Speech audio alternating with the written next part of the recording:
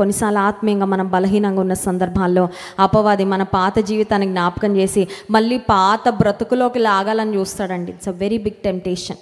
నువ్వు వదిలేసిన సినిమాలు ఉంటాయి కదా, నువ్వు కొద్దిగా దేవుడిలో వీక్ అయినప్పుడు అపవాది అంటే, అప్పుడు సినిమాలన్నీ మర్చిపోయావా, అప్పుడు నువ్వు బాగా చూసేవాడు కదా, ఇప్పుడు నీ పెట్టుకొని ఒకసారి మళ్ళీ చూడు, అప్పుడు నీకు అది ఫేవరెట్ సాంగ్ కదా, అది వింటే నీ చెవులు ఎలా ఉండేవి, తేనీరు పోసినట్టు ఉండేవి కదా, మరి నువ్వు వినట్లేదేంటి, ఓన్లీ యేసయ్య పాటలే వింటున్నావా, ఒక్కసారి విను పర్వాలేదు.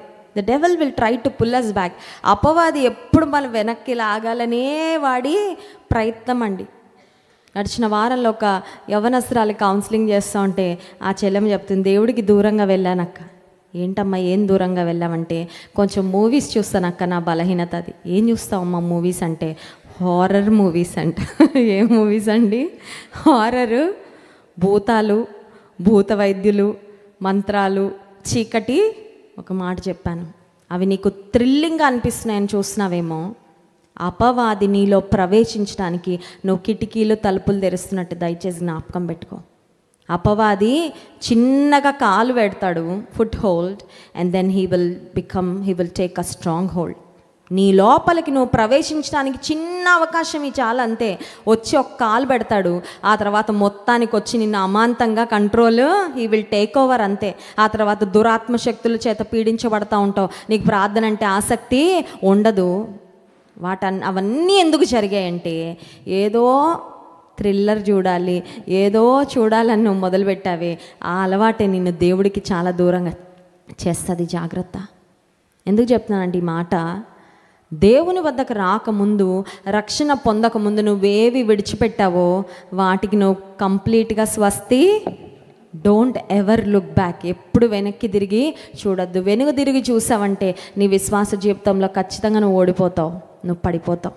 ఇప్పుడు పేతురు తిరిగి చేపలు పడదామని పడవ ఎక్కాడు, దోణి ఎక్కాడు. అతనితో పాటు కొంతమంది శిష్యులు వచ్చారు. ఆ రాత్రంతా ప్రయాసపడ్డారంట, ఏమీ దొరకలేదంట. ఉదయాన 4వ వచనం 21వ అధ్యాయం, సూర్యోదయం మగుచుండగా యేసు ధరిని నిల్చెను. అయితే ఆయన యేసు అని శిష్యులు గుర్తుపట్టలేదు. యేసు పిల్లలారా భోజనమునకు మీ యొద్ద ఏమైనా ఉన్నదా అని వారిని అడగగా యేసయ్య యొక్క ప్రేమ గొప్ప ప్రేమ అండి. ఒకసారి స్తోత్రం చెప్దాం. హల్లెలూయా. వారు ఆయనను గుర్తుపట్టలేదు, కానీ ఆయనకు వారి పట్ల ఉన్న ప్రేమ కొంచెమైనా మారలేదు. అపనమ్మకస్తులుగా ఉన్నారా మీరు?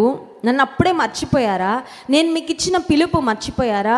నేను మీకు అప్పగించిన పని మర్చిపోయారా?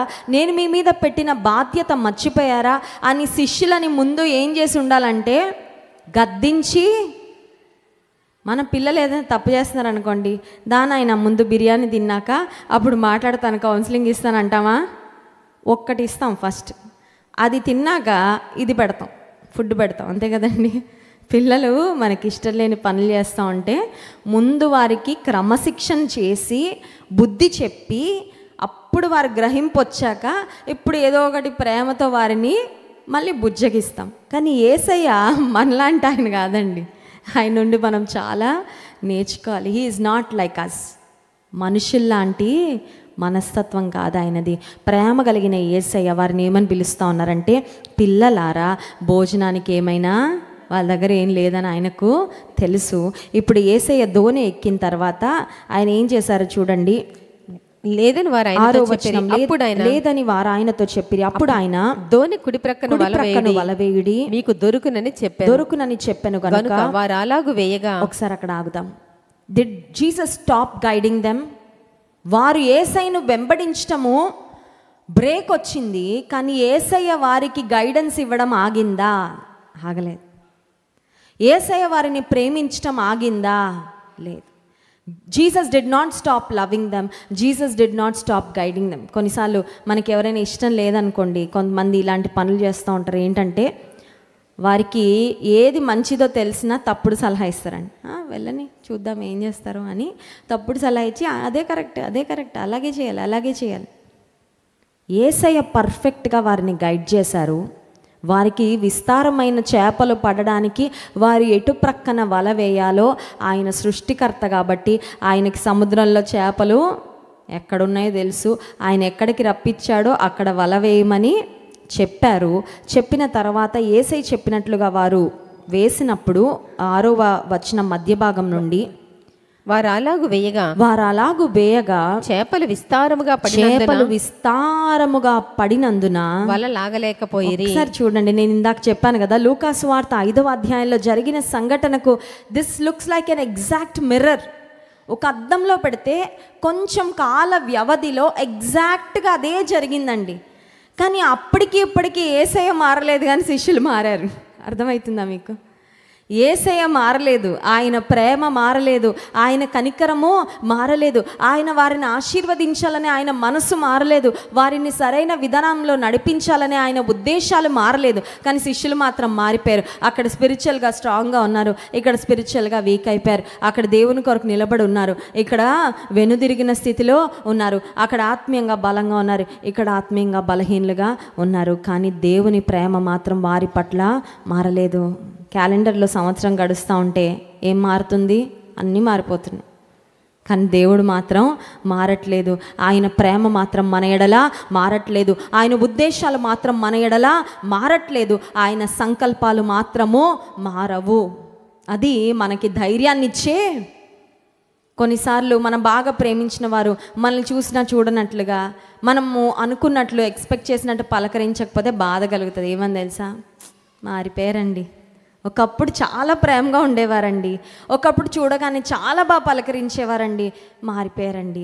మరి ఎవరైనా నా మీద ఏమన్నా చెప్పారేమో, మరి ఏమన్నా అపార్థమో చేసుకున్నారేమో, ఎన్ని ఆలోచనలు వస్తాయి కదా. బాగా పలకరించేవారు, బాగా ప్రేమగా ఉండేవారు కొంచెం మనతో డిస్టెన్స్ ఉన్నారంటే మనకు అనిపిస్తుంది మారిపోయారు అని బాధ కలుగుతుంది. కానీ మారే ఈ ప్రపంచంలో మారే మనుషులు ఉన్న మారని దేవుడు మాత్రం ఎప్పుడూ మన పక్షంగా ఉంటాడు. స్తోత్రం చెప్దాం. హల్లెలూయా. యేసుక్రీస్తు ప్రభువారు ఆ శిష్యులను కుడి ప్రక్కన వల వేయండి అని చెప్పిన తర్వాత విస్తారమైన చేపలు పడితే 11వ వచనం చూడండి. సీమోను పేతురు దోణి ఎక్కి వలను దరికి లాగెను. అది 153 గొప్ప చేపలతో, అది 153 గొప్ప చేపలతో నిండి ఉండెను. చిన్న చేపలు మనకు తెలుసు కదా, చేపల గురించి నాకు అంత చేపల గురించి తెలియదు, కానీ పేర్లు అవన్నీ తెలీదు. కొన్ని తెలుసు, ఫేమస్ చేపలు తెలుసు. కొన్ని చిన్న చేపలు ఉంటాయి, కొన్ని. ఇప్పుడు యేసయ్య మాట చొప్పున వారు వలలు వేసినప్పుడు ఎలాంటి చేపలు పడినాయి? గొప్ప 153 గ్రేట్ ఫిష్ అని ఉంటుందండి ఇంగ్లీష్ బైబిల్లో. గొప్ప చేపలు అంట. ఆ గొప్ప చేపలు ఎందుకు పడినాయి అంటే యేసయ్య వారిని పోషించాలనుకున్నారు. ఆ రోజు యేసయ్య వారిని సమృద్ధితో నింపాలని. He wanted to make them experience his love and abundance. ఆయన వద్ద ఉన్న సమృద్ధి ఏంటో, ఆయన మాటకు విధేయత చూపిస్తే వచ్చే సమృద్ధి ఏంటో, ఆయన ప్రేమ ఎంత గొప్పగా ఉందో ఆయన చూపించాలనుకున్నాడండి. నిజంగా ఒక మాట చెప్పమంటారా? యేసయ్యకి దగ్గరగా బ్రతుకుతూ ఉంటే ఆయన ప్రేమను మనకి చూపిస్తూనే ఉంటారండి. He will never stop loving us and he will never stop expressing his love towards us. తెలుసా, యేసయ్య ప్రేమలో ఉన్న గొప్పతనం ఏంటంటే ప్రేమించుట ఆపరు, ప్రేమను వ్యక్తపరచుట కూడా. కొన్నిసార్లు ప్రేమ ఉంటుంది, కొంతమందికి వ్యక్తపరచడము రాదు.